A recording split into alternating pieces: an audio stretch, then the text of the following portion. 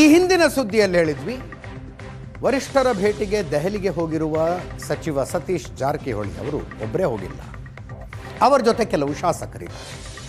ಶಾಸಕರಿರೋದು ಸಹಜ, ಆದರೆ ಕೆಲವು ಜಿಲ್ಲೆಗಳ ಜಿಲ್ಲಾಧ್ಯಕ್ಷರುಗಳಿದ್ದಾರೆ, ಕಾಂಗ್ರೆಸ್ ಜಿಲ್ಲಾಧ್ಯಕ್ಷರುಗಳಿದ್ದಾರೆ. ಅವರು ಸಿದ್ದರಾಮಯ್ಯನವರ ಬಲಗೈ ಅಂತಿರುವ ಸತೀಶ್ ಜಾರಕಿಹೊಳಿ ಅವರ ಜೊತೆಗೆ ದಿಲ್ಲಿಗೆ ಹೋಗ್ತಾರೆ ಅಂದ್ರೆ ಏನರ್ಥ? ಕೆಪಿಸಿಸಿ ಅಧ್ಯಕ್ಷರಿಗೂ ಅವ್ರಿಗೂ ಭಿನ್ನಾಭಿಪ್ರಾಯಗಳಿದ್ದಾವೆ ಅಂತ ಅರ್ಥ. ಅದೇ ಕಾರಣಕ್ಕೋ ಏನು ಜಿಲ್ಲೆಗಳಿಗೆ ಮೊಟ್ಟ ಮೊದಲ ಸಲ ಕಾರ್ಯಾಧ್ಯಕ್ಷರುಗಳನ್ನು ನೇಮಿಸುವುದಕ್ಕೆ ಹೊರಟಿದ್ದಾರೆ ಕೆಪಿಸಿಸಿ ಅಧ್ಯಕ್ಷರು. ಜಿಲ್ಲೆಗಳಿಗೆ ಕಾರ್ಯಾಧ್ಯಕ್ಷರುಗಳು, ಎಲ್ಲ ಜಿಲ್ಲೆಗಳಿಗಲ್ಲ, ಕೆಲವು ಜಿಲ್ಲೆಗಳಿಗೆ ಮಾತ್ರ. ಜಿಲ್ಲಾಧ್ಯಕ್ಷರುಗಳಿಗೆ ಇದು ಗೊಂದಲ ಆಗ್ತಾ ಇದೆ,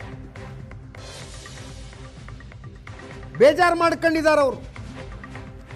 ನಮಗೆ ಸಮಾನಾಂತರವಾಗಿ ಇನ್ನೊಂದು ಹುದ್ದೆಯನ್ನ ಕೆಪಿಸಿಸಿ ಅಧ್ಯಕ್ಷರ ಸೃಷ್ಟಿ ಮಾಡ್ತಾ ಇದ್ದಾರೆ ಅಂತ.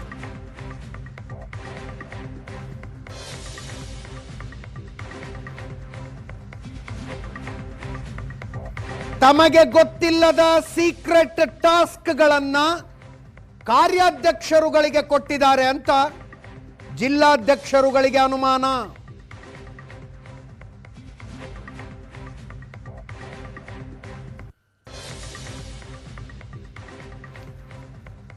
ಜಿಲ್ಲೆಗಳಲ್ಲಿ ಕಾಂಗ್ರೆಸ್ ಅಧ್ಯಕ್ಷರುಗಳಿಗೆ ಪರ್ಯಾಯವಾಗಿ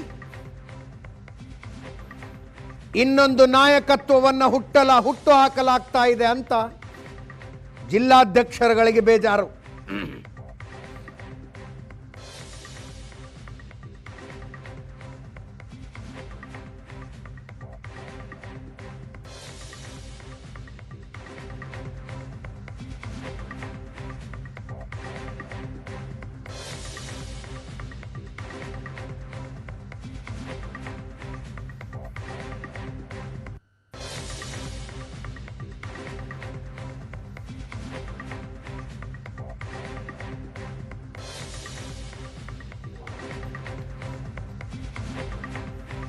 ಜಿಲ್ಲೆಗಳಿಗೆ ಮೊಟ್ಟ ಮೊದಲ ಸಲ ಹಿಂದ್ಯಾವತ್ತೂ ಇಲ್ಲದೆ ಇದ್ದ ಕಾರ್ಯಾಧ್ಯಕ್ಷ ಹುದ್ದೆಗಳ ಸೃಷ್ಟಿ ಯಾಕೆ?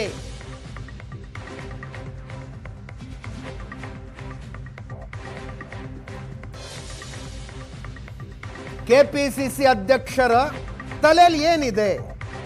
ಯಾವ ಪ್ಲಾನ್ ಇಟ್ಕೊಂಡು ಇದನ್ನು ಮಾಡ್ತಾ ಇದ್ದಾರೆ? ಕಾಂಗ್ರೆಸ್ನೊಳಗೆ ಚರ್ಚೆಗಳು. 2028ರ ಚುನಾವಣೆಯ ತಯಾರಿ ಇದು ಅನ್ನುವ ಮಾತಾಡ್ತಾ ಇದ್ದಾರೆ.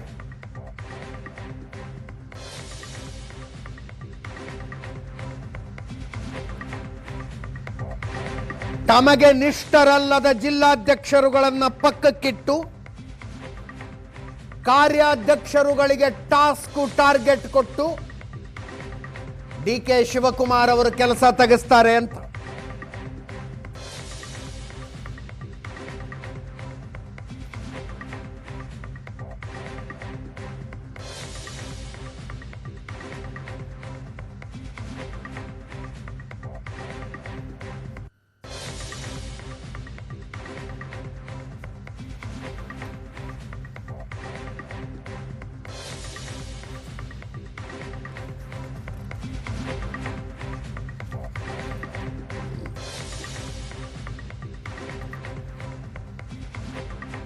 ಮತ್ತೊಮ್ಮೆ ನಮ್ಮ ಪೊಲಿಟಿಕಲ್ ಬ್ಯೂರೋ ಚೀಫ್ ಆನಂದ ಬೈದ್ಯ ನಮ್ಮನೆ ನೇರ ಸಂಪರ್ಕದಲ್ಲಿದ್ದಾರೆ. ಆನಂದ, ಕೆಲವು ಜಿಲ್ಲೆಗಳ ಹೆಸರಿದಾವೆ ಇಲ್ಲಿ, ಮಂಡ್ಯ, ಕೋಲಾರ, ಹಾಸನ, ಚಿತ್ರದುರ್ಗ ಅಂತ. ನನ್ನ ಪ್ರಕಾರ ಯಾವ 12 ಜಿಲ್ಲಾಧ್ಯಕ್ಷರುಗಳು ಸತೀಶ್ ಜಾರಕಿಹೊಳಿ ಅವ್ರ ಜೊತೆ ದಿಲ್ಲಿಗೆ ಹೋಗಿದ್ದಾರೆ ಅಂತಿದೆಯಲ್ಲ, ಆ 12 ಜಿಲ್ಲೆಗೆ ಕಾರ್ಯಾಧ್ಯಕ್ಷರ ನೇಮಕ ಮಾಡಿರ್ಬೇಕು ಇವರು ಅಂತ.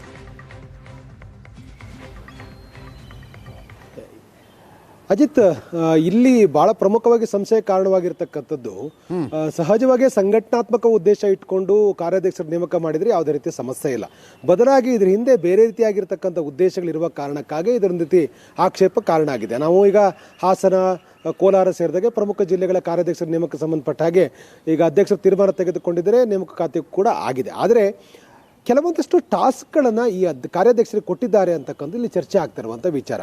ಬಹಳ ಪ್ರಮುಖವಾಗಿ ಈಗಿರ್ತಕ್ಕಂಥ ಏನು ಸಂಘಟನಾತ್ಮಕವಾಗಿ ಜಿಲ್ಲಾಧ್ಯಕ್ಷರುಗಳಿದ್ದಾರೋ ಅವರ ಕಾರ್ಯವೈಖರಿ ಒಂದು ಕಡೆ ನಡೀತಾ ಇದ್ರೆ, ಡಿ ಕೆ ಶಿವಕುಮಾರ್ ಅವರಿಗೆ ಜಿಲ್ಲೆಯಲ್ಲಿ ನಡೀತಿರತಕ್ಕಂಥ ವಿದ್ಯಮಾನಗಳು, ಜಿಲ್ಲೆಯಲ್ಲಿರ್ತಕ್ಕಂಥ ಶಾಸಕರ ಒಟ್ಟಾರೆ ಕಾರ್ಯವೈಖರಿ, ಮತ್ತು ಅವರು ಮುಂದಿನ ದಿನಗಳಲ್ಲಿ ಅವರನ್ನು ಕಂಟಿನ್ಯೂ ಮಾಡಬೇಕಾ ಅಥವಾ ಬೇರೆಯವ್ರಿಗೆ ಅವಕಾಶ ಕೊಡಬೇಕಾ, ಮತ್ತು ಅವರ ಒಟ್ಟಾರೆ ಅವರು ಯಾರ ಕಡೆ ಇದ್ದಾರೆ, ಭಾಳ ಪ್ರಮುಖವಾಗಿ ಅವ್ರು ನನ್ನ ಜೊತೆ ಇದ್ದಾರೋ ಅಥವಾ ಮುಖ್ಯಮಂತ್ರಿಗಳ ಪರವಾಗಿದ್ದಾರೋ, ಅವರ ಆಪ್ತರು ಯಾರ ಕಡೆ ಬ್ಯಾಟಿಂಗ್ ಮಾಡ್ತಿದ್ದಾರೆ, ಯಾವ ಜಾತಿ ಕಾಂಬಿನೇಷನಲ್ಲಿ ಅವರು ಯಾರ ಪರವಾಗಿ ಇರ್ಬೋದು, ಅಥವಾ ಫ್ಯೂಚರಲ್ಲಿ ಏನಾದರೂ ಕೂಡ ಯಾರ ಪರವಾಗಿ ನಿಲ್ಲಬೇಕು ಅಂತಕ್ಕಂಥ ವಾತಾವರಣ ಸೃಷ್ಟಿ ಆದರೆ ನಿಜವಾಗ್ಲೂ ಕೂಡ ಇವ್ರ ಜೊತೆಗೆ ನಿಲ್ತಾರಾ, ನಿಂತರೆ ಯಾಕೆ ನಿಲ್ತಾರೆ, ಈ ಎಲ್ಲ ವಿಚಾರಗಳನ್ನು ಕೂಡ ತಳಮಟ್ಟದಿಂದ ಪಡ್ಕೊಳ್ತಕ್ಕಂಥ ಹಿನ್ನೆಲೆಯಲ್ಲಿ ತಮಗೆ ಬೇಕಾದವರನ್ನ ಕಾರ್ಯಾಧ್ಯಕ್ಷರಾಗಿ ಮಾಡಲಾಗ್ತಿದೆ ಅಂತಕ್ಕಂಥ ಒಂದು ಸಹಜವಾಗಿರ್ತಕ್ಕಂಥ ಸಂಶಯ ಕಾಂಗ್ರೆಸ್ ಪಾರ್ಟಿ ಒಳಗಡೆ ಇದೆ.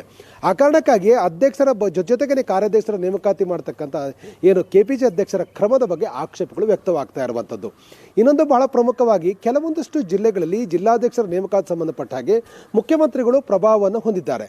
ಆದರೆ ಅಲ್ಲಿ ಎಲ್ಲವೂ ಕೂಡ ಆ ಜಿಲ್ಲೆಯಲ್ಲಿ ಎಂಟ್ರಿ ಆಗಲಿಕ್ಕೆ ಡಿ ಕೆ ಶಿವಕುಮಾರ್ಗೆ ಸಾಧ್ಯ ಆಗ್ತಾ ಇಲ್ಲ ಅನ್ನೋ ಕಾರಣಕ್ಕಾಗಿ ತಮಗೆ ಒಂದು ಸ್ಪೇಸ್ ಅನ್ನು ಕ್ರಿಯೇಟ್ ಮಾಡ್ಕೊಳ್ಬೇಕು ಅನ್ನುವಂಥ ಕಾರಣಕ್ಕಾಗಿ ಕಾರ್ಯಾಧ್ಯಕ್ಷರುಗಳನ್ನ ಅತ್ಯಂತ ಸಂಘಟನಾತ್ಮಕ ಒಂದು ಪ್ರಕ್ರಿಯೆ ಭಾಗ ಅನ್ನುವಂಥ ರೀತಿಯಲ್ಲಿ ಅವ್ರನ್ನ ನೇಮಕಾತಿ ಮಾಡಿ ಆ ಜಿಲ್ಲೆಗೆ ಎಂಟ್ರಿ ಹೊಡ್ತಕ್ಕಂಥ ಪ್ರಯತ್ನವನ್ನು ಡಿ ಕೆ ಶಿವಕುಮಾರ್ ಮಾಡ್ತಾ ಇದ್ದಾರೆ ಅಂತಕ್ಕಂಥ ಚರ್ಚೆಗಳು ಕೂಡ ಇದೆ.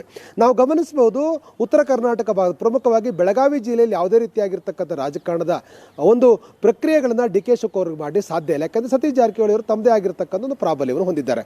ಅಲ್ಲಿ ಡಿ ಕೆ ಶಿವಕುಮಾರ್ ಅಥವಾ ಅವರ ಗ್ಯಾಂಗಿಗೆ ಎಂಟ್ರಿ ಆಗಲಿಕ್ಕೆ ಅವಕಾಶ ಕೊಡಲ್ಲ ಅಂತಕ್ಕಂಥ ಒಂದು ಚರ್ಚೆಗಳಿದೆ, ಸಹಜ ಕೂಡ. ಅದೇ ರೀತಿ ಬಹುತೇಕ ಮೈಸೂರು ಜಿಲ್ಲೆ ಸೇರಿದ ಕೆಲವು ಜಿಲ್ಲೆಗಳಲ್ಲಿ ಡಿ ಕೆ ಶಿವಕುಮಾರ್ ಅವರಿಗೆ ಎಂಟ್ರಿ ಆಗ್ಲಿಕ್ಕೆ ಆಗೋದಿಲ್ಲ. ಆದರೆ ಅಲ್ಲೂ ಕೂಡ ಎಂಟ್ರಿ ಆಗಲಿಕ್ಕೆ ಡಿ ಕೆ ಶಿವಕುಮಾರ್ ಈ ಪ್ಲಾನ್ ಅನ್ನು ಮಾಡ್ಕೊಂಡಿದ್ದಾರೆ ಅನ್ನುವಂಥ ಚರ್ಚೆಗಳು ಕೂಡ ಇದೆ. ಹಾಗಾಗಿ ಈ ಒಂದು ಕಾರ್ಯಾಧ್ಯಕ್ಷರ ನೇಮಕ ಸಂಬಂಧಪಟ್ಟ ಹಾಗೆ ಪಾರ್ಟಿ ಒಳಗಡೆ ತೀವ್ರವಾಗಿರ್ತಕ್ಕಂಥ ವಿರೋಧ ಕಾರ್ಯಕರ್ತರು ಮತ್ತು ಕೆಲ ಪ್ರಮುಖರು ಹೇಳ್ತಾ ಇರ್ತಕ್ಕಂಥ thank you so much Anand.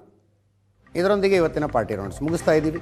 ನೇರ ದಿಟ್ಟ ನಿರಂತರ ಸುದ್ದಿಗಾಗಿ ನೋಡ್ತಾ ಇರಿ ಏಷ್ಯಾನೆಟ್ ಸುವರ್ಣ ನ್ಯೂಸ್.